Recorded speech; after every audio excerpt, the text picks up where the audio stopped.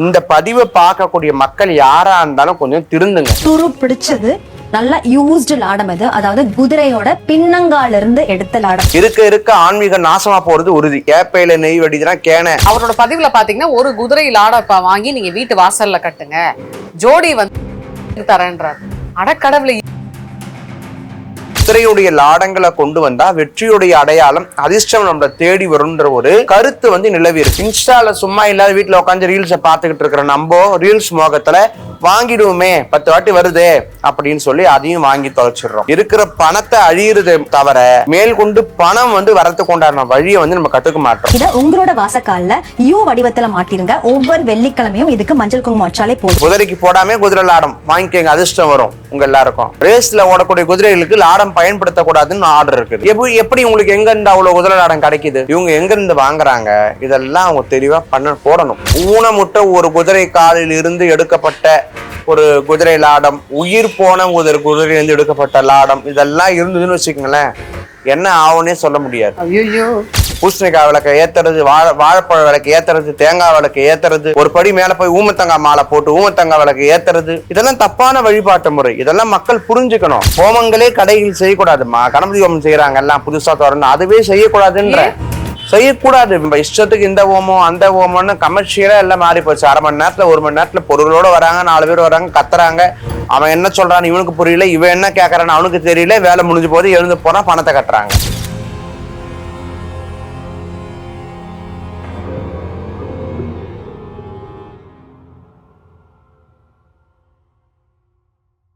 SV ஆன்மீகம் நேயர்களுக்கு அன்பார்ந்த வணக்கம். இன்னைக்கு பாத்தீங்கன்னா நம்ம கூட வந்து அருள்வாக்கு ரேணுகா தேவி அம்மா இருக்காங்க. இப்ப பாத்தீங்கன்னா நான் அடையார்ல இருக்கேன், அம்மாவோட கோவில்ல. சோ கொஞ்ச நாள் அம்மா பிஸியா இருந்ததுனால எங்களால வந்து அம்மாவை மீட் பண்ண முடியல. கரெக்டா ஆடி மாதம் ஆரம்பிச்சு ஆல்மோஸ்ட் முடியிற ஸ்டேஜ் 2 வாரத்துல எப்படியாவது அம்மாவை பிடிக்கணும்னு பிடிச்சிட்டோம். வணக்கம்மா. வணக்கம்மா, எப்படி இருக்கீங்க? ரொம்ப சௌக்கியமா இருக்கேன். நீங்க எல்லாம் எப்படி இருக்கீங்க? எல்லாம் சௌக்கியமா இருக்கும். சோ உங்களை சந்திச்சதுல மிக்க மகிழ்ச்சி. அம்மா, இப்ப பாத்தீங்கன்னா ஒரு வீட்டுல ஒவ்வொரு பொருளை வச்சா ஒவ்வொரு மாதிரி நடக்கும்னு சொல்லி நிறைய விஷயங்கள் வைரலா போய் அதையும் நீங்க கிளிகளின்னு கிழிச்சு காய போட்டுட்டீங்க. இப்போ வந்து பாத்தீங்கன்னா ரீசன்ட் டேஸ்ல வந்து இந்த குதிரை லாடம் வந்து வைக்கணும் அப்படின்னு சொல்றாங்க. அதுலயும் ஒருத்தர் வந்து குதிரை லாடத்தை வந்து இப்படி பூஜை பண்ணணும், இப்படி பண்ணணும் அப்படின்னு சொல்லிட்டு இருக்காங்க. நான் ஒரு ரீல்ல பார்த்த போது குதிரை லாடமே வந்து 20,000 இருந்து 30,000 வரைக்கும் விற்கிறாங்க. இதெல்லாம் எப்படிமா பாக்குறீங்க? நானும் நீங்க சொன்ன ஐடியா வந்து நானும் பார்த்தேன். அவங்க வந்து சுரக்காய் குடுவை, அப்புறம் இந்த குதிரை லாடம், இதெல்லாம் வந்து ஒரு சாம்பிராணி போட்டு அதை வந்து ஒரு விஷயமா மக்களுக்கு வந்து கொண்டு வந்து பப்ளிக் படுத்தி அதை சோசியல் மீடியாவில் விற்கிறாங்க. அதாவது குதிரை லாடத்துக்கும் சுரைக்காக்கும் அந்த சொன்னது போல சக்தி இருக்கிறதெல்லாம் உண்மை, அதை நானும் ஒத்துக்கிறேன். ஆனால் ஒரு விஷயம், எந்த இடத்துலையும் எந்த சாஸ்திரத்துலையும் பூஜை அறையில சுரைக்காய் குடுவியை வைக்கணும்னு யாருமே சொல்லலை. முதல் விஷயம், மருந்துகளை பதப்படுத்தவும், மை வகைகளை பயன்படுத்தவும், ரசாயன வகைகளை பயன்படுத்தவும், பாஷாணங்களை பயன்படுத்தவும்னா சுரை குடுவையை பயன்படுத்தி இருக்கிறாங்க வைத்தியத்துல. 1.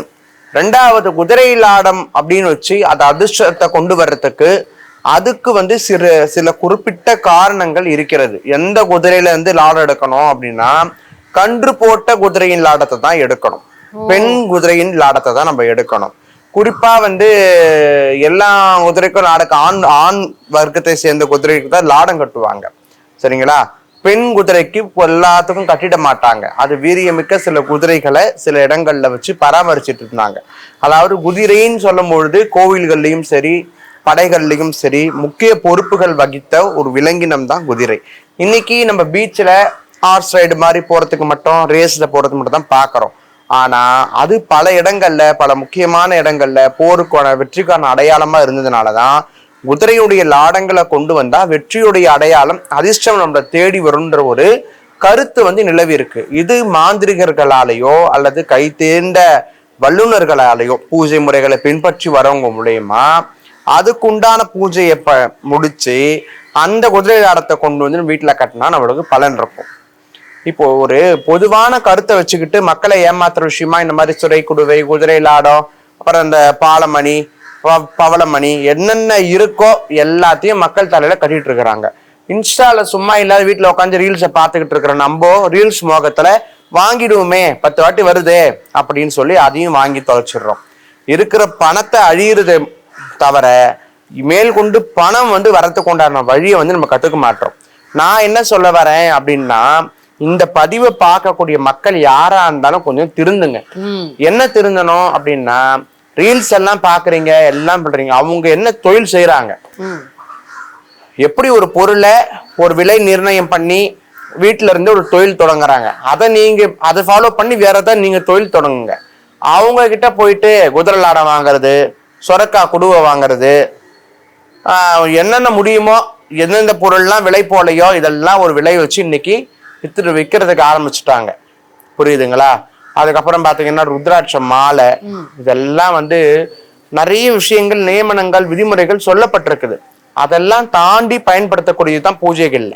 ஏமா இப்போ நான் வந்து சில பேரெல்லாம் பார்த்துட்டு இருப்பேன். அப்போ வந்து ஒரு நம்பகத்தரமான ஒரு ஜோதிடர் அவர் வந்து பாத்தீங்கன்னா, நான் பார்த்த வரைக்கும் ரொம்ப எளிமையான ஒரு மனிதர். ரொம்ப எல்லாம் காசெல்லாம் வாங்க மாட்டார். அவர்கிட்ட இன்னமும் பாத்தீங்கன்னா ஒரு ஜாதகம் பார்க்க 500 ரூபாய் தான். அவ்வளவு கரெக்டா பேசுவார், எல்லாம் பண்ணுவாரு. அவரோட ஒரு பதிவை பார்த்து நானே ஷாக் ஆயிட்டேன்.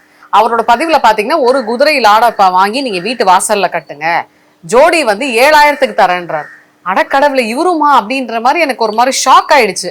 அது எப்படிமா ஒரு பரிகாரம் எல்லாருக்குமே ஒத்து வருமா? அப்ப அந்த ஜோதிடர் என்ன பண்ணா, தன்னோட வீட்டு 4 மூலையில இந்த 4 ஜோடி லாடத்தை அடிச்சு வைக்கணும். புரியுதுங்களா? டாப் மோஸ்ட் பணக்கார லிஸ்ட்ல அவர் வரணும். அப்புறம் தான் அவர்கிட்ட போய் நம்ம அந்த லாடத்தை வாங்கணும். முதல்ல அதாவது சொல்லுவாங்க, கேப்பையில நெய் வடிதுன்னா கேனை. புரியுதா? நம்ம வந்து நம்பினா அது நம்ம தான் கேனை. நல்லா புரிஞ்சுக்கணும் ஒரு விஷயங்களை. எதெல்லாம் கண்ணுல பாக்குறோமோ அதெல்லாம் போய் விற்கிறதுக்கு உண்டான தகுதியால. இப்போ ஒரு மருந்து விற்கிறான்னு சொன்னா வாங்கி எல்லாரும் சாப்பிட்டோம். தலைவலிக்கு மாத்திரை விற்கிறான்னு எல்லாரும் வாங்கி போட்ட முடியுமா? ஒரு குறிப்பிட்ட டாக்டர், ஒரு மெடிசன், ஒரு மெடிக்கல் இந்த மாதிரிலாம் இருக்கணும், சர்டிபிகேட் இருக்கணும். ஒரு நம்பிக்கைத்தன்மை வாய்ந்த ஒரு நபரா இருந்தா மட்டும்தான் மருந்துகளை வாங்கி உட்கொள்ளணும். எப்படி உடலுக்கு தேவையான மருந்துகளை நம்பகத்தன்மையான கடைகள்லயோ நம்பகத்தன்மையான ஒரு மருத்துவரிடம் வாங்க வேண்டுமோ, இந்த மாதிரி ஆன்மீக பொருட்களை ஒரு நம்பிக்கை வாய்ந்த ஆன்மீக நபர்கிட்ட மட்டும் தான் வாங்கணும். அப்புறம் பாத்தீங்கன்னா, இன்னைக்கு நிறைய விஷயங்கள் பாக்குறோம். ஒரு கடைன்னு சொல்றாங்க, அதை கோயிலா மாத்திடுறாங்க. ஒரு கோயிலுன்றாங்க, அதை சுடுகாடா மாத்திடுறாங்க. ஒரு வீடுன்றாங்க, அதை கோயிலா மாத்திடுறாங்க. எதை எப்படி வைக்கணும்ன்றதே விடுமுறை தெரியல மக்களுக்கு. இன்னைக்கு நான் இன்ஸ்டால பார்த்தேன், ஏதோ ஒரு கோவில்ல, ஏதோ ஒரு ஊர்ல ஒரு அலங்காரம் பண்ணியிருக்கிறாங்க சாமிக்கு. என்ன அலங்காரம்னா, அந்த கோயிலுக்குள்ள போகும்போது சுடுகாடு உள்ள போனா எப்படி ஃபீலிங் இருக்கும்? ஐயோ, சமாதி இருக்கும், மண்வெட்டி இருக்கும், அந்த இடத்துல வெட்டியா மேல செய்வர் இருப்பாரு, இந்த பானைகள், அந்த பாடைகள், இதெல்லாம் இருக்கும் இல்லையா? அதெல்லாம் கோயிலுக்குள்ள கொண்டு வந்து செட் பண்ணி காளி அலங்காரம். இதெல்லாம் நல்லதா? இதை செய்யறது வந்து ஒரு பெரிய பாவனையே மக்கள் வந்து சிந்திக்க மாட்டாங்க. அலங்காரத்துக்கு நேதிக்கு அப்பாற்பட்டு ஏன் தெய்வங்களுக்கு அலங்காரம் பண்றீங்க? வீடுன்றீங்க, வீட்டுல என்ன வைக்கணுமோ அதுதான் வைக்கணும். அது கரெக்ட். அளவுக்கு அதிகமான சாமி போட்டோ, அளவுக்கு அதிகமான சாமி சிலை, அளவுக்கு அதிகமான பூஜை முறை. வீடுனா ஒரு 2-3 சாமி போட்டோ இருக்கட்டும், 2 விளக்கு இருக்கட்டும், வாஸ்துல 2 விளக்கு ஏற்றுவோம், ஊதுவத்தி ஏற்றுவோம், வழிபாடு பண்ணுவோம், ப்ரேயர் பண்ணுவோம், அதோடு முடிச்சுப்போம். அதிகபட்சமா நெய்வேத்தியம் வச்சு நம்ம சாப்பிடலாம்.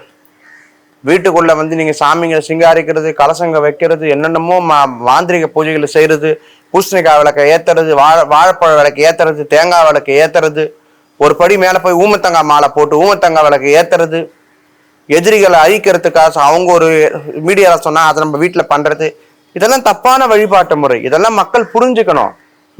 மக்கள் தெளிவாகலை அப்படின்னா இருக்க ஆன்மீக நாசமா போறது உறுதி.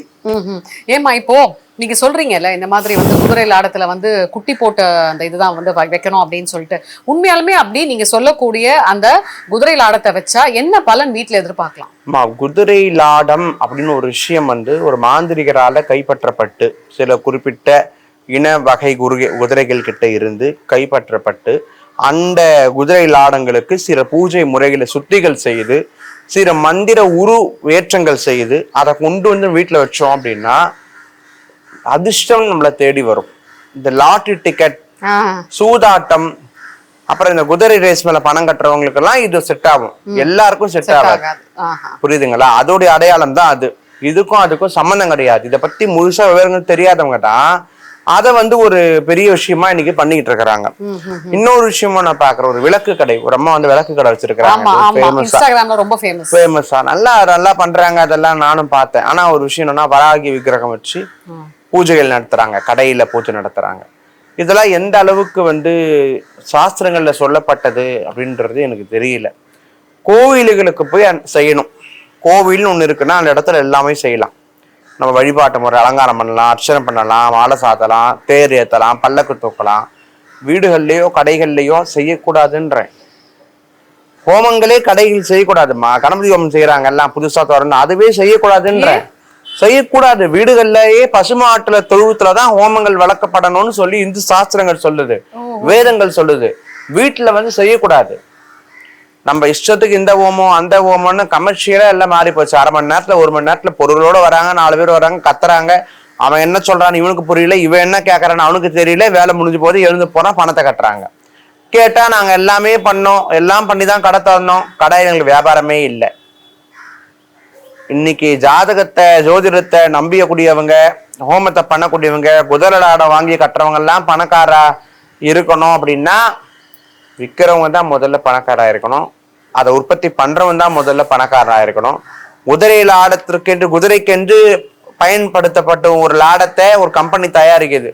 அவன் இனிமேல் என்ன பண்ணிடுவான், குதிரை லாடம், குதிரைக்கு போடாம குதிரை லாடம் வாங்கிக்கங்க, அதிர்ஷ்டம் வரும் உங்க எல்லாருக்கும். வாங்கி கட்டிட முடியுமா? கரெக்ட். பழைய அவ்வளவு குதிரை லாடம் எப்படி இந்த எந்த இடத்துல குதிரை லாடம் ஓடுது? குதிரை ஓடுத முதல்ல ரேஸ்ல ஓடக்கூடிய குதிரைகளுக்கு லாடம் பயன்படுத்தக்கூடாதுன்னு ஆர்டர் இருக்குது. எப்படி உங்களுக்கு எங்க இருந்து அவ்வளவு குதிரை லாடம் கிடைக்குது? அது குறிப்பா இப்ப பாத்தீங்கன்னா இப்போ குதிரையோட பின்னாடி இருக்க பின்னங்காலோட லாடம் அப்படின்னு சொல்றாங்க.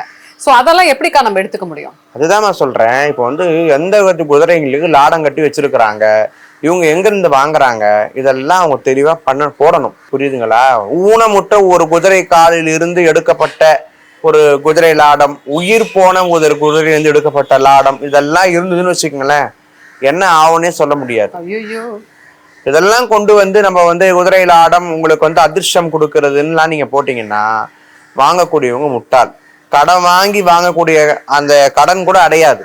இந்த சத்தியமா சொல்றேன், குதிரை லாடம் வாங்கணுங்கிற கடன் அடைஞ்சிருச்சா கீழே கமெண்ட் பண்ணுங்க. நான் 2 குதிரை லாடம் வாங்குறேன், முதல்ல நான் திருந்திடுறேன், அப்புறம் மக்கள் எல்லாரும் திருந்துட்டோம். ரொம்ப அருமையா சொன்னீங்கம்மா. கண்டிப்பா உங்களோட பதிவுகள் எல்லாமே வந்து மக்களுக்கு வந்து நிஜமா வந்து ஒரு அவேர்னஸ் மாதிரிதான் இருக்கு. சோ அந்த வகையில மக்களே, அதாவது குதிரை லாடம் வாங்கினவங்க எத்தனை பேருக்கு கடன் அடைஞ்சிருக்குன்னு கண்டிப்பா நீங்க கமெண்ட் பண்றீங்க. ஏன்னா அம்மா சொல்லிருக்காங்க. மீண்டும் வேற ஒரு பதிவுல சந்திக்கிறேன்மா.